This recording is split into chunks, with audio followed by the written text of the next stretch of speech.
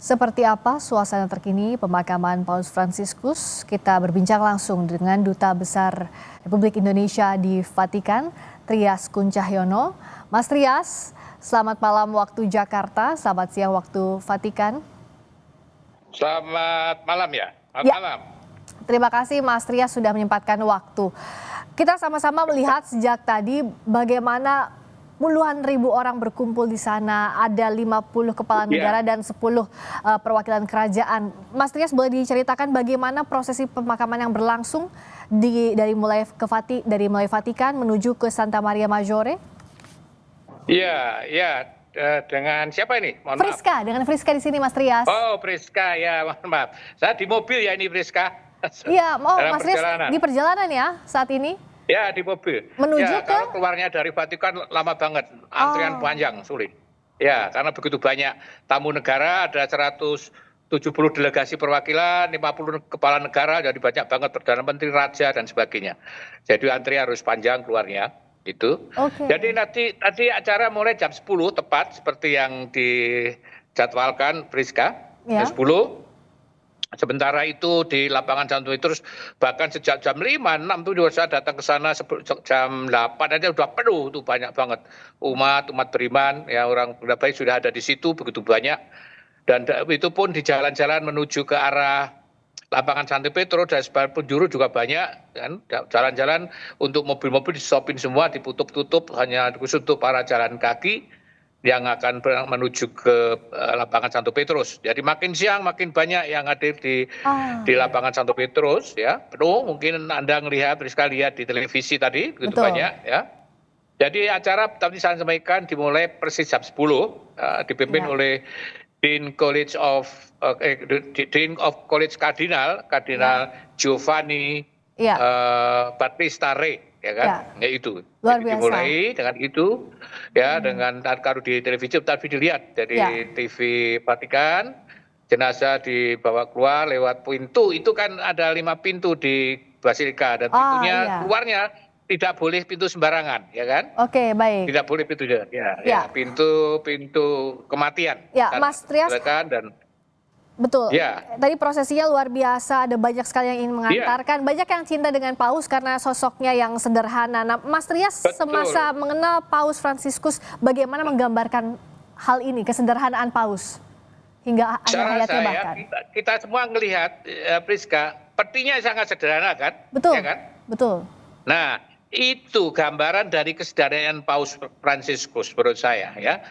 Gambaran Paus Fransiskus sangat sederhana. Ya saya sempat 4 kali datang ke memberikan penghormatan terakhir di Basilika ketika dimakamkan di Basilika Santo Petrus. Saya 4 kali datang ya.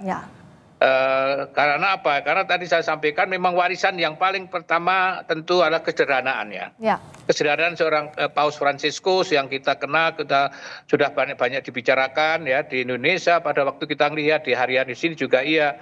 Dan bagaimana kesederhanaan, kerendahan hati dan kesabaran dan merangkul semua pihak, tanpa peduli siapapun. Ya, tadi mungkin tidak dilihat di televisi atau mungkin lihat ada begitu banyak orang-orang yang menggunakan kursi roda di sana. Ada banyak deretan yang menggunakan kursi roda di sana.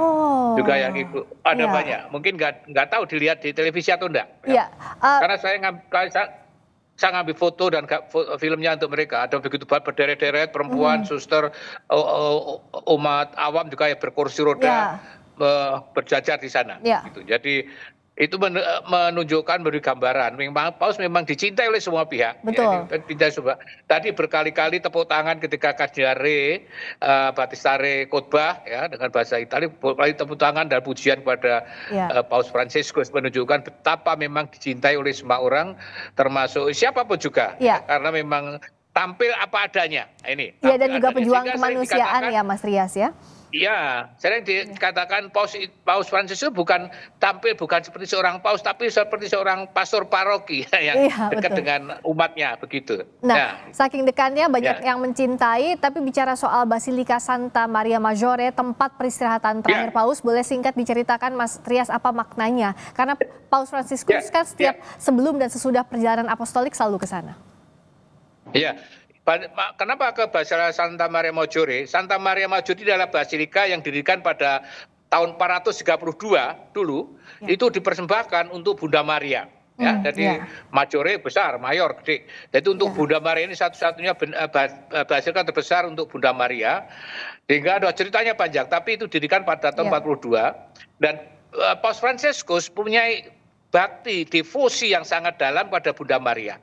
Jadi apa doanya, kedekatannya, menyerahkan hidupnya kepada Bunda Maria, selalu katakan begitu. Bahkan sejak di Argentina sana. Maka tadi disebutkan di Prista bahwa setiap mau pergi ke luar negeri, pulang, dan setiap hari Minggu kalau agak luang juga pergi ke Basilika Santa Maggiore. Bahkan kemarin setelah keluar dari rumah sakit Gemelli pun pergi ke Basilika Santa Maggiore. Ada ruangan khusus, di sana ada gambar Bunda Maria. Ya, lukisan gambar yang dimana Paus selalu berdoa di tempat itu. Dan karena devosinya kepada Bunda Maria dan ingin di akhir kalinya ada dalam pelukan Bunda Maria. Jadi itu basilika yang sangat kuat dan bagus sekali. Bagus sekali. Atapnya, plafonnya itu di emas itu emas bagus sekali itu. Dan ini jadi tempat peristirahatan Paus Fransiskus sesuai apa yang diinginkannya. Mas Trias, terima kasih banyak yang sudah menyempatkan waktu di tengah prosesi yang padat di sana. Terima kasih Mas Trias. Sama-sama Priska, selamat siang, selamat malam. Selamat malam waktu Jakarta, selamat siang waktu Vatikan. Duta Besar Republik Indonesia di Vatikan, Trias Kun Cahyono.